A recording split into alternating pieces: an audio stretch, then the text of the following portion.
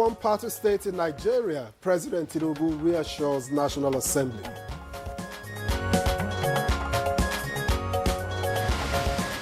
Our nation is not perfect, but it is strong. Our democracy is not invincible, but it is alive. Consolidating democracy gain. 26th Democracy Lecture praises President Tinubu's reforms. This democracy belongs to you. Guard it. Deepen it. International Labour Organization raises alarm over child labour worldwide. Nigeria vows action. Strengthening institutions and implementing community-based programs to rescue and rehabilitate vulnerable children. And on Good Morning Nigeria today, we shall review the 10th National Assembly in the last 2 years.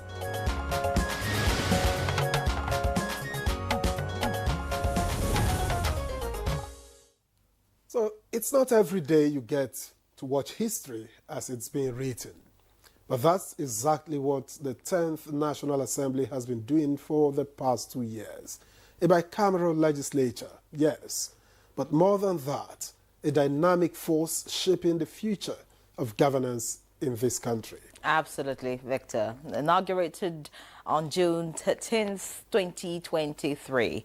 The 10th Assembly is halfway through its journey, and the stakes couldn't be higher. With 109 senators, 3 from each state and 1 from the FCT, plus 360 representatives across the country, this body truly speaks the language of Nigeria's diversity. Indeed, and let's not forget the numbers game. The APC holds the majority in both chambers, steering the ship in both the red and green chambers, even before the recent wave of defections. What is interesting about this assembly is its makeup. It's been tagged a rookie parliament, but don't let that fool you. Now, these are fresh voices bringing new energy, fresh ideas, and maybe even some reformist zeal into the legislative mix. True. And we've already seen movement. The Senate alone has introduced 844 bills in the last 2 years. 96 bills passed, 52 bills received presidential assent, while 2,263 bills were introduced by the House of Representatives at midterm.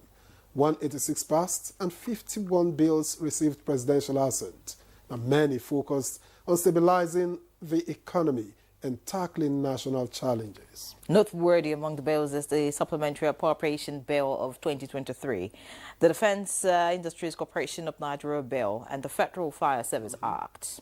Each one aimed at tightening the bolts where it really matters. And on the oversight front, they've also screened and confirmed over 200 nominees, from ministers to military and police chiefs, central bankers and heads of key agencies. So, yes, they've been busy. Of course. But there's still big questions. How well are they checking the executive? Are they setting the right tone for good governance? Can this assembly go beyond promises and deliver on real reforms?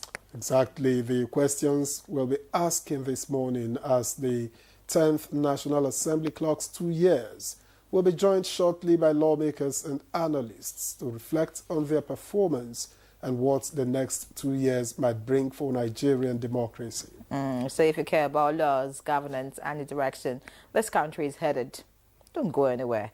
This is Good Morning Nigeria, and we're glad to have you along for the ride in this important Friday edition. Soon it will be time to flip through the front pages, but first, let's get a snapshot of today's news. And standing by for that duty is Musa Abubakar. Hello, Musa. Good morning to you. Good morning to both of you. Here's the news. President Bola Tinubu has assured that while he continues to deepen democratic principles and values in Nigeria, his administration will not seek a one-party state, as such is not an ideal for the progress and development of democracy. The President addressed a joint session of the National Assembly to mark the 26th anniversary of Nigeria's democracy and the Fourth Republic. the president rewarded those who fought for the entrenchment of democracy in Nigeria with various national honors. But it is strong.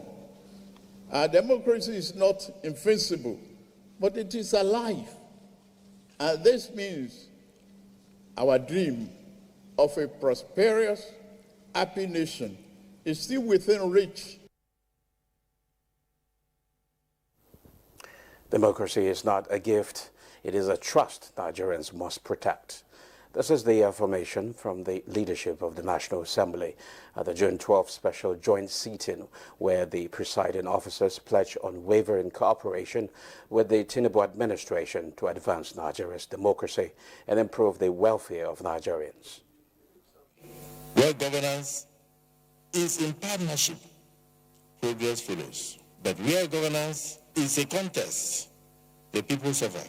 Therefore, as we commemorate 26 years of uninterrupted democratic governance, we must renew our national commitment to foster collaboration between the different arms of government.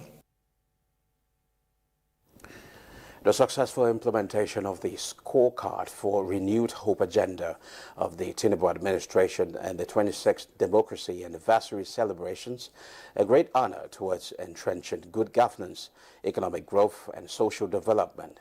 This was part of submissions at the lecture with a theme consolidating the gains of democracy, necessity of enduring reforms.